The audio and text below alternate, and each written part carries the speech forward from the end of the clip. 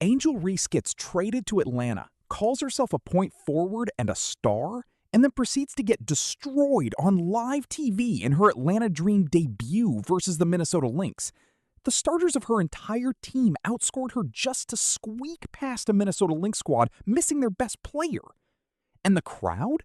The Target Center fits 19,000 people, and only 10,000 showed up to watch her smoke layups on live television. Meanwhile, Caitlin Clark is selling out arenas coast to coast.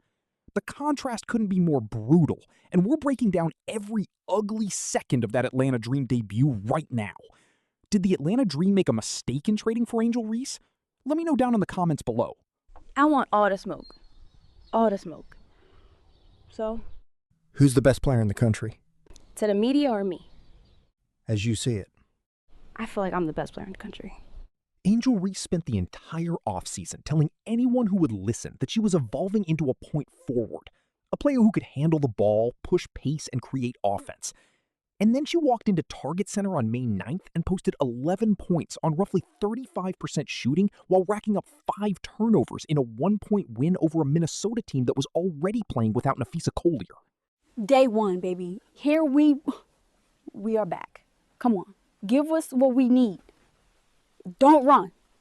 Give us what we need. We are so bad. So let's talk about what a point forward actually is, because it matters here. A point forward is someone like LeBron James or Scottie Pippen, a big player. One more free throw. How about it? No. Soft touch, sweet finish. We call that butter 'em. Elbow to the back of the neck. Jail, prison, burn. At the line. It's time to shine. Psych. For every missed layup this season, we're donating 1 brick. We're building cities. On the line, down 1, 30 seconds to go. Angel Reese for the win. This wasn't a one-game surprise. Go back to the preseason. Against the Washington Mystics, Reese shot 3 for 7, 10 points. Quiet and limited. Against the Chicago Sky, she shot 2 for 7, 8 points. And then walked out of the post-game press conference laughing at the Sky, the franchise she just left. She sat there mocking them while shooting 28.6% from the field. So the confidence and the production were already running in completely opposite directions before the regular season even started. That press conference moment is worth staying on, because a week after she laughed at Chicago, she went out and shot nearly the same percentage in her Atlanta debut. The karma there isn't subtle at all.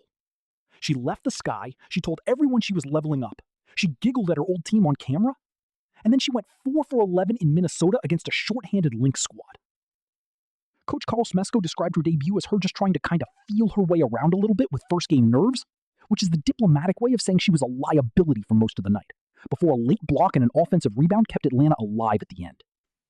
She was just trying to kind of feel her way around a little bit, maybe, first game nerves with us.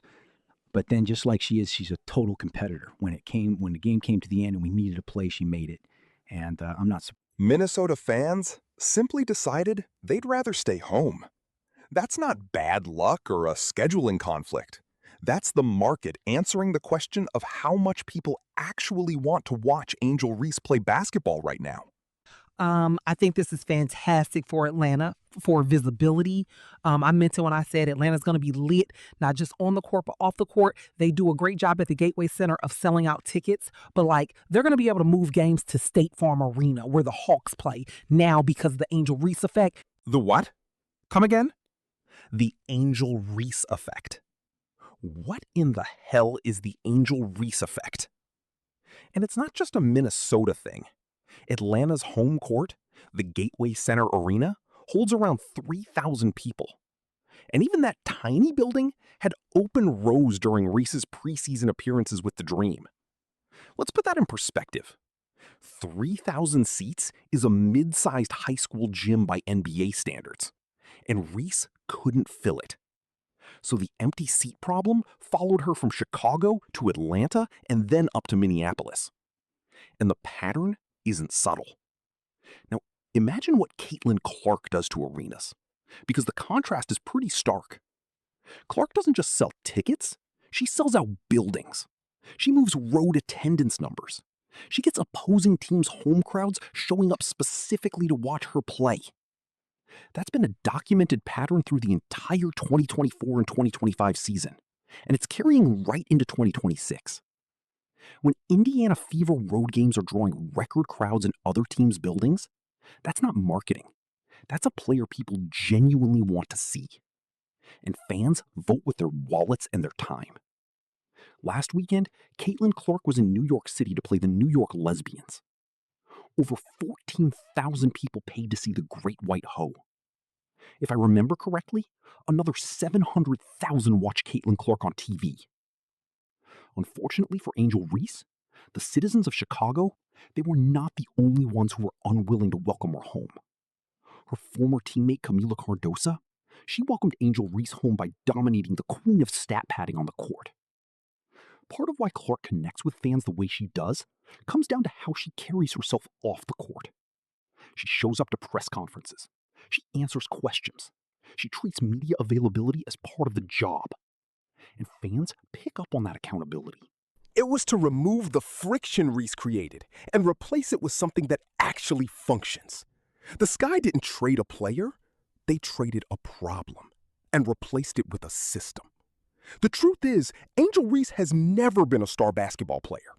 I'm not saying she's the drizzling shits, but Angel Reese has never been a star, and she has never been a winner in her brief WNBA career. Angel Reese is the queen of empty stats. She's one of the best players in the league in garbage time. When the Chicago Bravado were down 30 points with 5 minutes left in the fourth quarter, Angel Reese knows it's time to clock in and start dominating. So now Reese is in Atlanta laughing at the Chicago Sky in her last press conference as a Sky player, and Chicago was out here rebuilding with a cleaner locker room, while she's trying to sell a new fan base on the Point Forward brand in a 3,000-seat arena with open rows on a Tuesday night. She sat on camera and giggled at the franchise she just left, and that franchise responded by not looking back once. Meanwhile, Reese walked into Target Center, drew half a crowd, shot 29%, turned it over 5 times, and needed her teammates to bail her out by 1 point against a Lynx team that wasn't even at full strength. Which is a rough way to introduce yourself to a city that was already only half paying attention. 3 games in, Reese shot 2 for 7 against Chicago, 3 for 7 against Washington, and 4 for 11 in her actual debut. And she's entering her 3rd professional season, still shooting from her hip like nobody's noticed. Every starter on Atlanta outscored her against a shorthanded Lynx team. A rookie blocked her, and the Dream nearly blew a 1-point lead. They had no business almost losing. Chicago's already gone, building something cleaner without the drama. And Caitlin Clark's filling buildings, while Reese can't fill a 30,000-seat gym in her own city. Did the Atlanta Dream make a mistake in trading for Angel Reese? Down the